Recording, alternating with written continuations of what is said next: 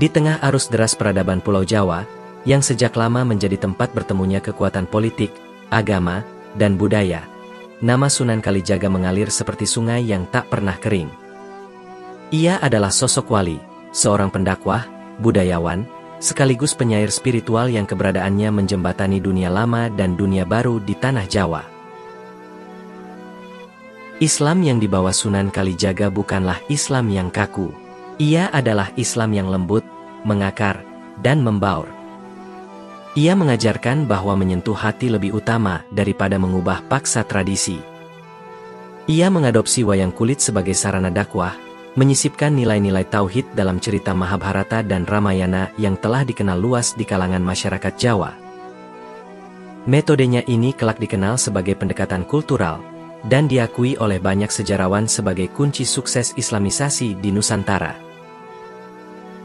Dalam Ensiklopedia Islam Kementerian Agama Republik Indonesia, pendekatan Sunan Kalijaga dijelaskan sebagai upaya menjadikan Islam hadir sebagai ruh dalam budaya lokal, bukan sebagai kekuatan yang memusnahkannya. Kisah Sunan Kalijaga penting karena ia mengajarkan toleransi, kebijaksanaan, dan spiritualitas dalam berislam. Dalam dunia modern yang sering terjebak dalam dikotomi antara agama dan budaya, Kalijaga justru membuktikan bahwa keduanya bisa berjalan selaras. Ia bukan sekadar tokoh sejarah, ia adalah cermin Islam yang ramah, bukan marah, yang mengajak, bukan mengecam. Sosoknya menyiratkan bahwa perubahan besar bisa dimulai dari kesabaran yang radikal, bukan kekerasan yang frontal. Itulah kekuatan para wali, dan Sunan Kalijaga akan menjadi bintangnya.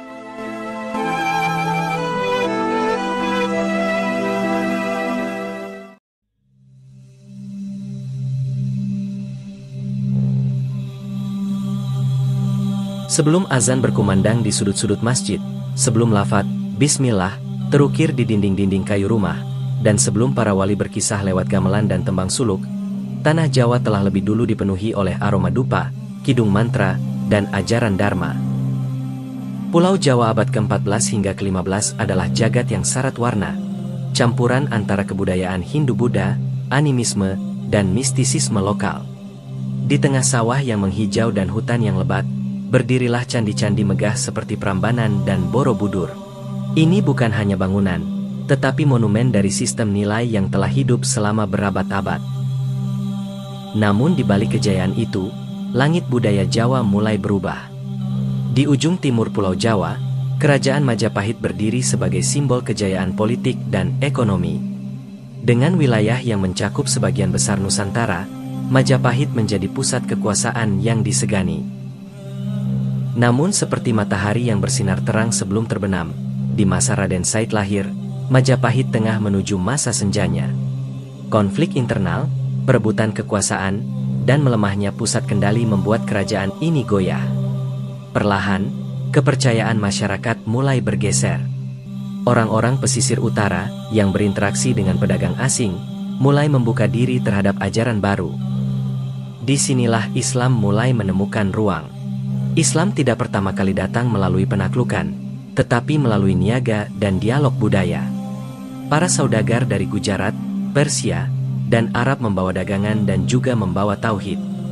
Pelabuhan-pelabuhan seperti Gresik, Tuban, Demak, dan Cirebon menjadi panggung awal masuknya Islam.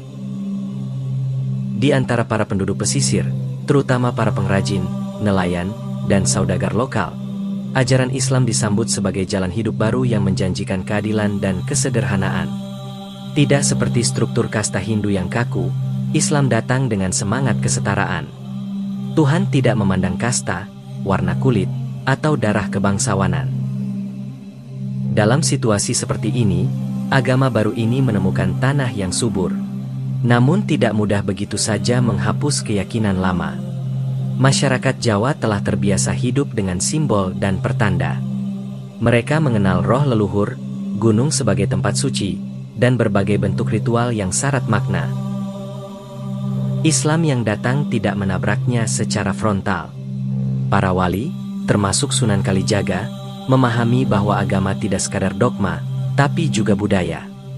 Mereka sadar bahwa bila ingin Islam diterima, maka ia harus menyatu, bukan menyisih. Itulah sebabnya di kemudian hari, kita melihat bagaimana ajaran Islam diramu dengan keindahan lokal. Gamelan yang mengalun saat Maulid Nabi, tahlilan diiringi doa dalam tembang Jawa, bahkan sholawat yang dilantunkan dalam bentuk suluk. Sunan Kalijaga kelak menjadi arsitek utama dalam merajut benang-benang ini. Tapi sebelum ia tampil, dunia yang ia warisi adalah dunia peralihan, antara Hindu-Buddha dan Islam, antara istana dan desa, antara candi dan surau. Perubahan memang tak bisa ditahan, tapi cara menyambut perubahan menentukan arah peradaban. Di Jawa kala itu, perubahan tidak datang seperti badai, melainkan seperti hujan pelan yang membasahi akar-akar budaya.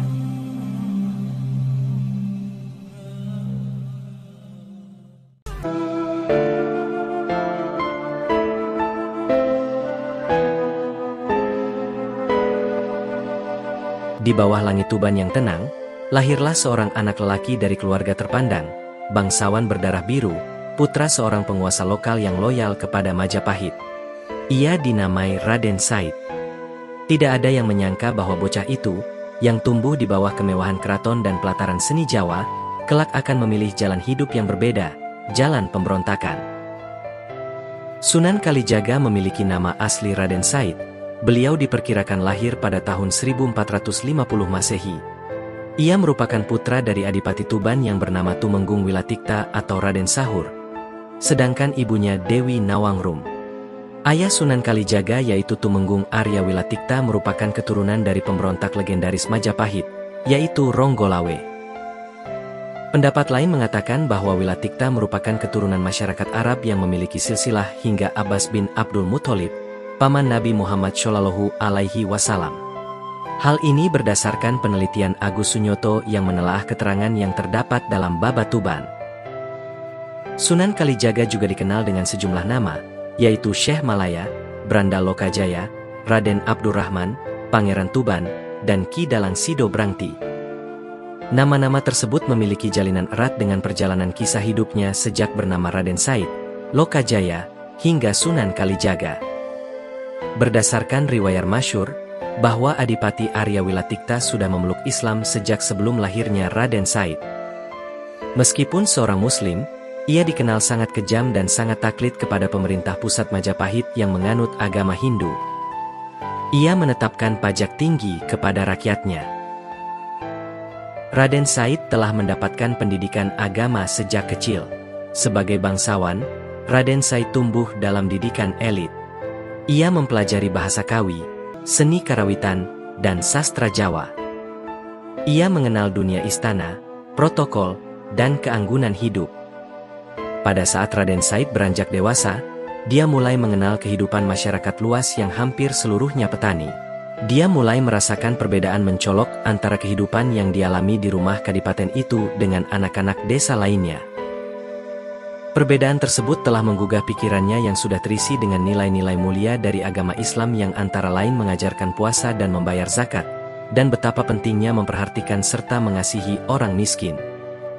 Akan tetapi kondisi masyarakat Tuban yang diliputi kemiskinan, kesengsaraan, dan masih harus ditambah dengan beratnya beban upeti atau pajak, dan sementara pejabat yang berkuasa berfoya-foya, serta menghardik rakyat kecil.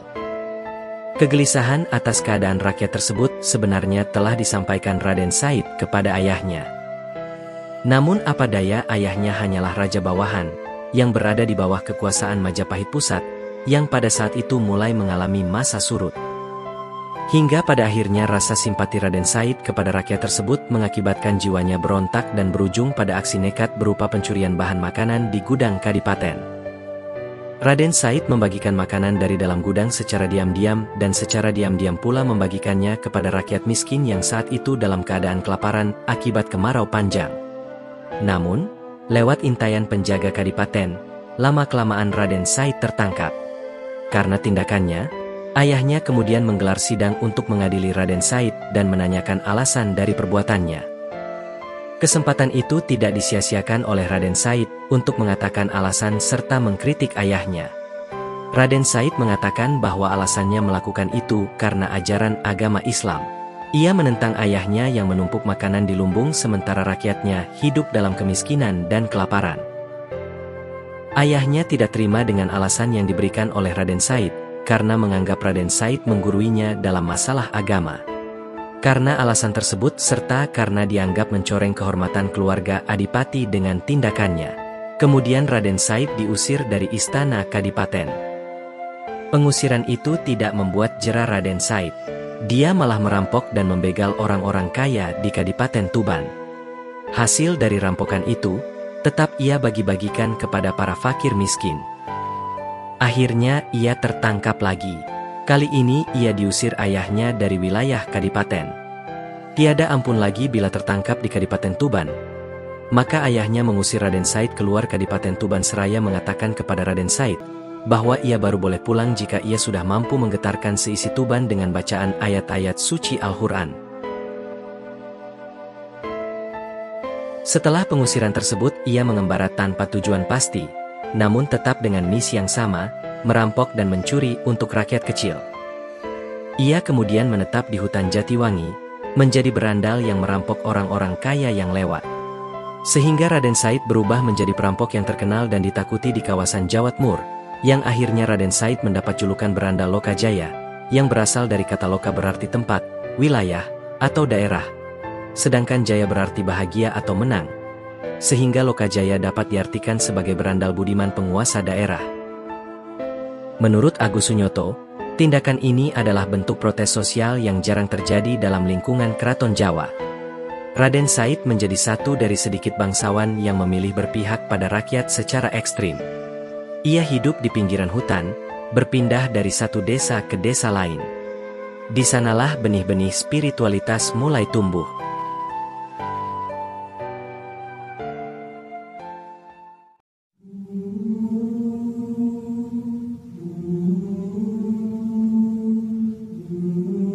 Di balik aksinya yang heroik, Raden Said mulai merasa kosong.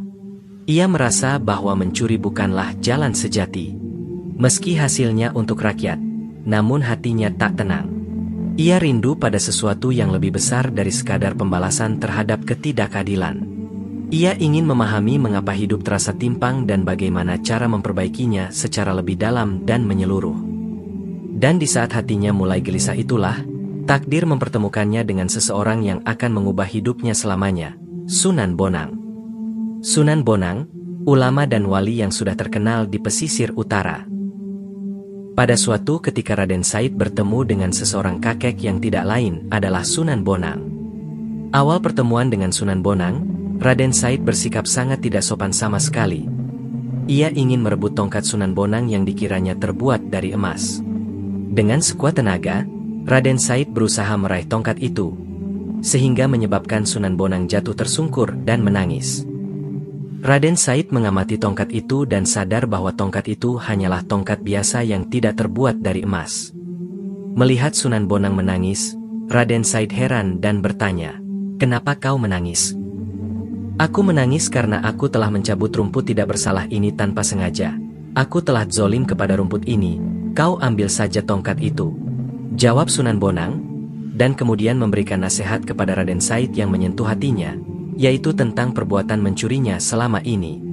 Perbuatan itu Sunan Bonang ibaratkan dengan mencuci pakaian kotor menggunakan air kencing, yang hanya akan menambah kotor dan bau pakaian tersebut.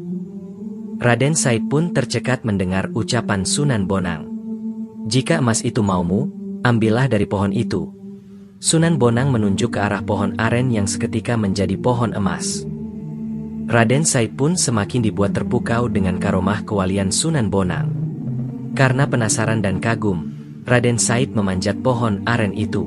Namun ketika hendak mengambil buahnya, tiba-tiba pohon itu rontok mengenai kepalanya. Akhirnya beliau jatuh ke tanah dan pingsan. Usai bangun, Raden Said menyadari bahwa orang berbaju putih itu bukan orang biasa, sehingga timbul keinginan untuk belajar kepadanya, serta Raden Said menyadari kesalahannya. Setelah menyadari kesalahan dan melihat ilmu yang dimiliki oleh Sunan Bonang, Raden Said pun ingin berguru kepada Sunan Bonang, tetapi Sunan Bonang tidak begitu saja menerima Raden Said sebagai muridnya. Sunan Bonang memberikan syarat yaitu agar Raden Said menjaga tongkat Sunan Bonang yang ditancapkan di tepi sungai atau kali sampai Sunan Bonang datang kembali untuk mengambilnya. Konon, ia menunggu berhari-hari, bahkan hingga bertahun, dan tak pernah beranjak. Orang-orang mulai menyebutnya Kalijaga, karena ia duduk menjaga tongkat di tepi kali. Tapi nama itu bukan sekadar lokasi. Itu adalah lambang dari kesetiaan, keheningan, dan pencarian sejati. Dari titik itu, Raden Said yang lama telah tiada. Ia terlahir kembali sebagai murid spiritual. Ia belajar langsung dari Sunan Bonang, tidak hanya tentang hukum Islam, tetapi tentang hikmah, seni berdakwah, dan kebijaksanaan budaya. Ia menjalani laku tirakat, meninggalkan keduniawian, dan belajar menyentuh hati manusia dengan kelembutan, bukan tekanan. Selang 3 tahun, Sunan Bonang kembali ke sungai tersebut untuk mengambil tongkatnya dan melihat Sunan Kalijaga masih setia menunggu tongkat itu di pinggir kali. Peristiwa inilah yang melatar belakangi asal mula gelar Raden Said menjadi Sunan Kalijaga. Kali, yang berarti sungai, dan jaga, yang berarti menjaga. Setelah itu Raden Said lalu diberi pakaian baru dan diberi pelajaran agama oleh Sunan Bonang. Namun cerita-cerita pemberian gelar Kalijaga tersebut banyak diragukan oleh para sejarawan dan ulama berpaham salaf, karena tidak masuk akal dan bertentangan dengan ilmu syariat. Versi lain mengatakan bahwa nama Kalijaga oleh sebagian masyarakat Cirebon diyakini sebagai nama sebuah desa yang ada di Cirebon. Pada saat Raden Said berada di desa tersebut, ia sering berendam di sungai atau di kali, sehingga namanya dilekatkan menjadi Sunan Kalijaga menurut kebiasaannya, yaitu Sunan yang sering berendam di sebuah kali yang bernama Desa Kalijaga. Hidup bukanlah tentang seberapa keras kita menggenggam, tapi seberapa dalam kita melepaskan.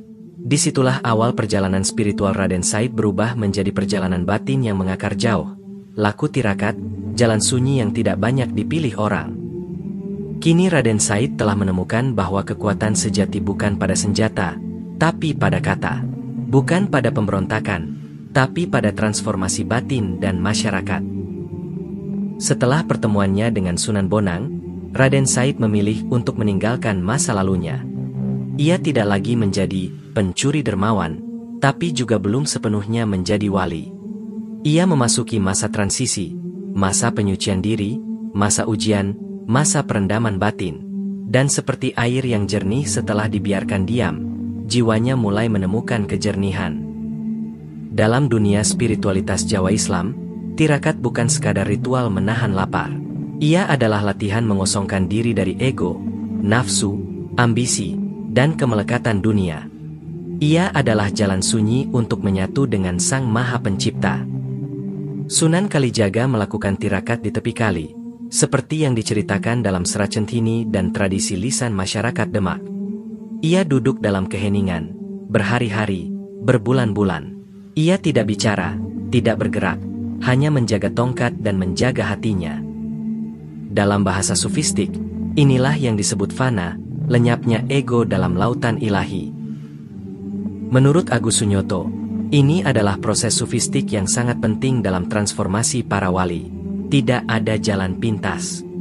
Seorang pencari Tuhan harus mati sebelum mati, meninggalkan dunia lama untuk dilahirkan kembali dalam cahayanya. Setelah melewati laku panjang, Raden Said akhirnya diterima menjadi murid Sunan Bonang secara penuh. Ia belajar bukan hanya hukum Islam, syariat, tetapi juga makrifat dan hakikat. Sunan Bonang dikenal sebagai wali yang mendalami ilmu tasawuf dan mengajarkannya dalam bentuk seni, suluk, tembang, dan simbol-simbol budaya. Dari Sunan Bonang, Sunan Kalijaga belajar bahwa dakwah bukan hanya soal lisan, tapi juga tentang memahami jiwa manusia. Bahwa Islam bukan hanya hukum, tapi juga cahaya yang menuntun batin. Ia diajarkan bahwa wayang bukan musuh agama, tetapi cermin. Gamelan bukan alat syirik, tetapi bisa menjadi sarana zikir. Dan bahwa orang Jawa tidak bisa diajak berubah dengan kekerasan. Mereka harus diajak masuk pelan-pelan ke dalam kedalaman makna. Setelah cukup belajar, Sunan Kalijaga tidak langsung berdakwah. Ia memilih mengembara dalam diam. Ia berjalan dari desa ke desa, menyamar sebagai rakyat biasa. Ia mengamati, berdialog, berteman dengan para seniman, petani, dalang, dan pemangku adat. Dalam pengembaraannya, ia menulis tembang, merangkai filosofi, dan menyusun kerangka dakwah budaya. Ia tidak berkhotbah di mimbar tinggi, tetapi menyisipkan nilai dalam lakon wayang, dalam ukiran kayu, dalam alunan rebana, dan dalam pola batik. Sunan Kalijaga percaya bahwa menyentuh budaya berarti menyentuh hati, dan hati adalah pintu menuju Tuhan. Selama tirakat dan pengembaraannya, Sunan Kalijaga merumuskan pendekatannya sendiri. Islam harus menyapa, bukan menampar. Islam harus menuntun, bukan menuding. Dari sinilah lahir apa yang kini kita kenal sebagai Islam Nusantara. Di tangan Sunan Kalijaga, ajaran Islam tidak kaku, ia cair, lembut, dan penuh rahmat. Dan itulah hasil dari laku panjang tirakat, pengembaraan, dan penyucian hati yang hanya bisa dilalui oleh mereka yang benar-benar siap meninggalkan dunia untuk merangkul cahaya.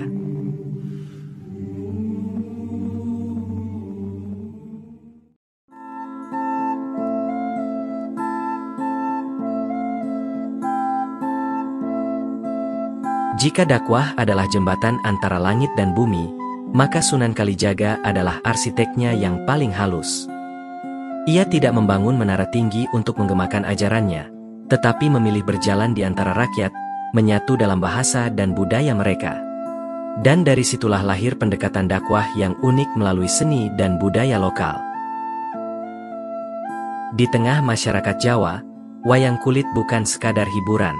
Ia adalah cermin kehidupan, ruang filsafat, dan sarana pendidikan moral. Sunan Kalijaga memahami kekuatan ini. Ia tidak melarangnya seperti yang dilakukan beberapa ulama garis keras kala itu. Ia justru merombaknya dari dalam. Cerita Mahabharata dan Ramayana tidak dihapus, tapi diislamkan secara simbolik. Lakon Semar, Punakawan, dan Pandowo menjadi media penyampaian nilai tauhid, keadilan, dan kesabaran. Bahkan tokoh Semar, yang dikenal sebagai pelayan namun berhati bijak diberi makna sufistik sebagai representasi wali Allah yang merendah. Sunan Kalijaga seringkali menjadi dalang sendiri. Ia menyisipkan pesan Islam secara halus melalui dialog antar tokoh, suluk-suluk, tembang spiritual, dan petuah yang menyentuh hati. Dengan pendekatan ini, rakyat tak merasa kehilangan budaya, tetapi justru menemukan ruh baru dalam tradisi mereka. Menurut Clifford Geertz, pendekatan ini membuat Islam diterima bukan sebagai agama asing, tapi sebagai kelanjutan alami dari kepercayaan Jawa. Selain wayang, Sunan Kalijaga juga memanfaatkan gamelan dan tembang Jawa sebagai alat dakwah. Ia menggubah suluk-suluk keislaman ke dalam bentuk tembang lirih yang dinyanyikan saat malam hari, terutama pada acara selamatan, kelahiran, atau kenduri. Salah satu karya terkenalnya adalah Ilir-Ilir, sebuah tembang yang hingga kini dinyanyikan di pesantren-pesantren Jawa. Tembang ini bukan sekadar lagu. Ia adalah seruan untuk membangkitkan semangat ruhani, ajakan untuk sadar dari tidur, spiritual dan kembali menanam benih iman di hati. Sunan Kalijaga memahami bahwa orang Jawa lebih mudah tersentuh oleh suara yang lembut daripada ceramah yang mengguntur. Sunan Kalijaga juga dikenal sebagai penggagas simbol dakwah dalam busana dan seni rupa.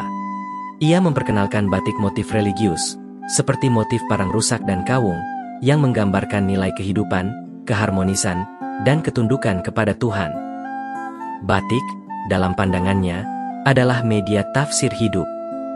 Ia juga memperkenalkan model pakaian, surjan lurik, yang kemudian menjadi ciri khas pakaian santri dan ulama Jawa. Pakaian ini sederhana, namun syarat makna, garis-garis lurik sebagai simbol keteraturan dan keikhlasan dalam hidup.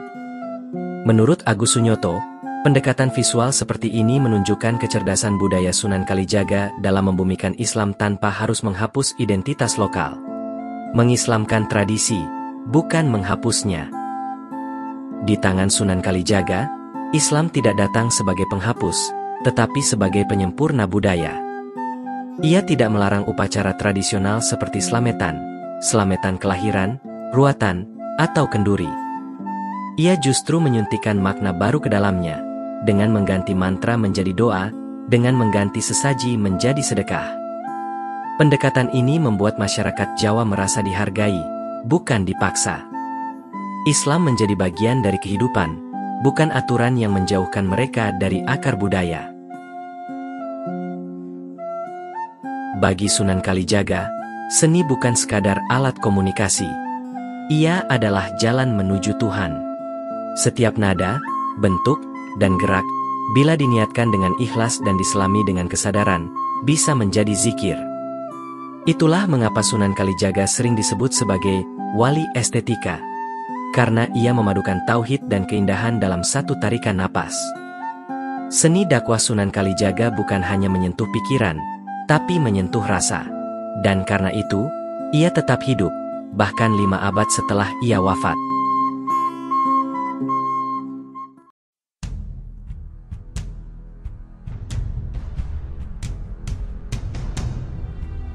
Di tengah keruntuhan Majapahit dan bangkitnya kekuatan-kekuatan Islam di pesisir utara Jawa, muncul satu pusat kekuasaan baru, Kesultanan Demak.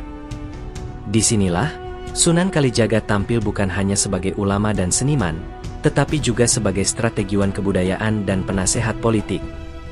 Saat Majapahit berada di ambang kehancuran, keturunan dan elit Hindu-Buddha mulai tercerai-berai. Kekuasaan mulai berpindah ke wilayah pesisir, terutama Demak, yang dipimpin oleh Raden Patah, seorang bangsawan keturunan Majapahit dari garis ibunya, dan sekaligus murid dari para wali Songo. Demak tidak hanya bangkit sebagai kerajaan politik, tetapi juga pusat dakwah Islam terbesar pertama di Jawa. Dan di balik gerak langkahnya, berdiri para wali sebagai penopang utama. Di antara para wali, Sunan Kalijaga memiliki peran istimewa. Ia tidak tampil sebagai panglima perang seperti Sunan Kudus, atau mufti hukum seperti Sunan Giri.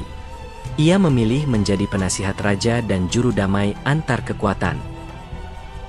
Sunan Kalijaga dikenal dekat dengan Raden Patah. Ia dipercaya karena kebijaksanaannya dalam melihat situasi sosial dan kebudayaan rakyat. Ia sering menengahi pertentangan antara kaum elit Islam yang keras dan masyarakat tradisional yang masih sangat lekat dengan adat pra-Islam. Menurut Agus Sunyoto, Sunan Kalijaga adalah penghubung antara dua dunia, dunia elit politik Islam dan rakyat kebanyakan yang belum seluruhnya memahami syariat. Salah satu warisan besar Sunan Kalijaga adalah kontribusinya dalam arsitektur simbolik Islam Jawa. Ia dipercaya menjadi salah satu tokoh di balik pembangunan Masjid Agung Demak, masjid besar pertama yang menggambarkan akulturasi Islam dengan arsitektur lokal. Atap masjid tidak dibuat kubah seperti Timur Tengah, melainkan bertingkat 3, menyerupai arsitektur punden berundak, simbol transendensi menuju Tuhan dalam kepercayaan lokal.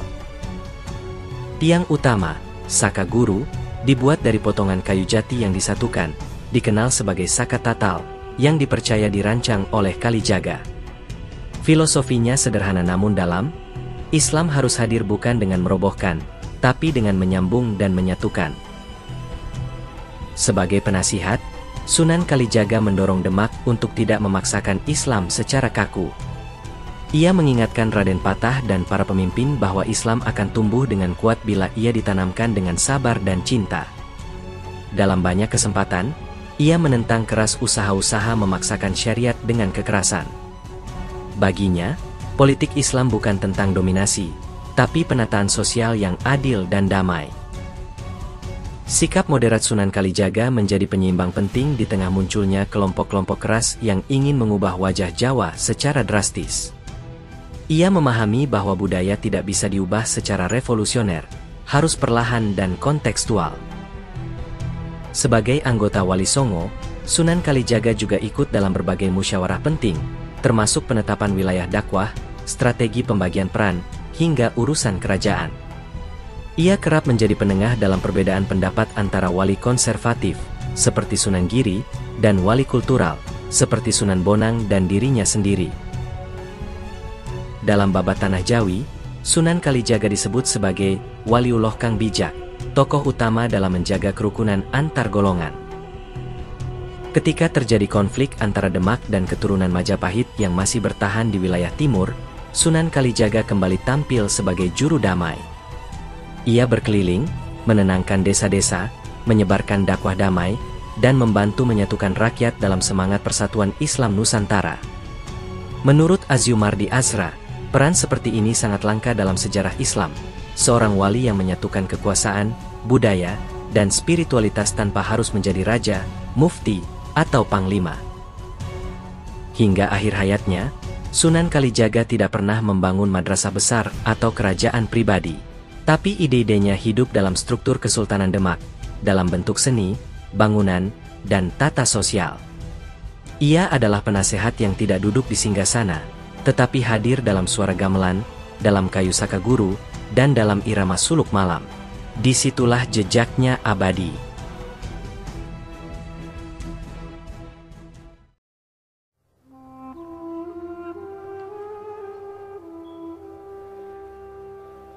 Sunan Kalijaga beristri 2 orang, yang pertama Dewi Saroh binti Maulana Ishak, dan yang kedua bernama Dewi Sarokah atau Siti Zainab binti Sunan Gunung Jati. Jadi istri Sunan Kalijaga yang pertama adalah saudara kandung Raden Paku atau Sunan Giri. Dengan Dewi Saroh berputra 3 orang, yaitu Raden Umar Syahid atau Sunan Muria, Dewi Rukayyah, dan Dewi Sufiyah. Selanjutnya dengan Dewi Sarokah, lahir 5 anak yaitu Kanjeng Ratu Pembayun yang kemudian menjadi istri Sultan Trenggono, Nyai Ageng Panenggak yang menjadi istri Kiai Pakar, Sunan Hadi yang kemudian hari menjadi pengganti kedudukan Sunan Kalijaga di Kadilangu, Raden Abdurrahman, dan Nyai Ageng Ngerang. Sunan Kalijaga termasuk dianugerahi umur panjang oleh Allah Subhanahu wa Ta'ala. Karena diperkirakan Sunan Kalijaga sudah pernah hidup pada era Majapahit yang runtuh dari Girindrawardhana tahun 1478, kemudian era Demak tahun 1478 sampai 1546, Kesultanan Pajang tahun 1560 sampai 1580, dan awal Mataram Islam. Seperti pohon tua yang rindang, Sunan Kalijaga mengakhiri hidupnya dalam keteduhan. Setelah puluhan tahun menapaki jalan dakwah, ia memilih jalan sunyi, menyatu dengan alam dan masyarakat, menjauh dari hiruk-pikuk kekuasaan, dan meninggalkan jejak yang dalam di hati umat Islam Jawa. Ia tidak wafat di medan perang atau dalam perebutan kekuasaan. Ia wafat dalam laku, dalam hikmat, dalam kesenyapan yang suci. Sunan Kalijaga yang nama kecilnya adalah Raden Said menghabiskan masa tuanya di wilayah Kadilangu, yang kini berada di Kabupaten Demak, Jawa Tengah. Setelah puluhan tahun menyebarkan Islam melalui seni dan budaya, beliau perlahan mulai menarik diri dari urusan duniawi. Ia lebih banyak menyepi, melakukan tirakat, tafakur, dan mendekatkan diri kepada Allah Subhanahu wa Ta'ala. Di masa senjanya, Sunan Kalijaga masih sering memberikan wejangan kepada para murid dan penguasa. Ia dikenal sebagai penasehat spiritual bagi raja-raja, termasuk Sultan Trenggono, penguasa Demak yang memperluas kekuasaan Islam ke berbagai wilayah Jawa. Menjelang wafatnya, Sunan Kalijaga menyampaikan pesan penting kepada para pengikut dan murid-muridnya. Di antara wasiatnya yang paling terkenal adalah, gunakan budaya untuk merangkul, bukan untuk menghakimi. Jangan patahkan ranting yang masih hijau, karena ia bisa tumbuh menjadi pohon yang kokoh. Dengan kalimat itu, beliau menegaskan bahwa Islam bisa bersanding dengan budaya, selama tidak menyimpang dari syariat. Pendekatan ini yang menjadikan Islam di Jawa tumbuh subur, tidak dengan paksaan, tapi dengan kasih sayang dan kearifan lokal. Sunan Kalijaga wafat sekitar tahun 1513 Masehi. Meski beberapa versi menyebut tahun yang berbeda, tidak ada riwayat yang menyebut beliau sakit keras. Wafatnya dianggap sebagai mangkat secara wajar dalam keadaan husnul khotimah. Dalam tradisi Jawa, kematian beliau disebut sebagai saat lengser ke Prabon Wisesa ing sepuh, yaitu turun tahta kekuasaan menuju kemuliaan spiritual. Suasana duka menyelimuti Kadilangu kala itu, sebab masyarakat merasa kehilangan seorang pembimbing jiwa, bukan sekadar tokoh agama. Jenazah Sunan Kalijaga dimakamkan di Kompleks Makam Kadilangu. Makam ini kemudian menjadi salah satu tempat ziarah utama di Indonesia, dan setiap tahunnya dikunjungi oleh ribuan peziarah dari berbagai penjuru Nusantara. Meski raganya telah tiada, warisan Sunan Kalijaga tetap hidup dan menyala. Ia meninggalkan jejak dalam bentuk konsep dakwah kultural, menyebarkan Islam dengan pendekatan budaya lokal, wayang sebagai media spiritual, dari sekadar hiburan menjadi ajang dakwah. Seni ukir dan batik dengan simbol Islam Jawa, Tembang dan suluk yang mengajarkan moralitas dan tasawuf. Etika kepemimpinan Jawa Islam yang berimbang antara lahir dan batin. Hingga kini, banyak tradisi Islam Jawa seperti sekaten, grebek, dan slametan tak lepas dari pengaruh Sunan Kalijaga. Lebih dari itu, beliau juga meninggalkan jalan dakwah Islam yang toleran, yang hingga kini masih dipegang teguh oleh sebagian besar masyarakat Muslim di Jawa. Sunan Kalijaga wafat dalam kesunyian, namun dikenang dalam kemuliaan. Ia tidak hanya menyebarkan Islam, tapi juga membentuk identitas Islam Nusantara, yang mampu menyatu dengan budaya, tapi tetap lurus dalam akidah. Mari kita ambil hikmah dari kehidupan dan akhir hayat beliau, bahwa Islam tidak hanya bisa tumbuh dengan kekuatan, tetapi juga dengan kelembutan, seni, dan cinta.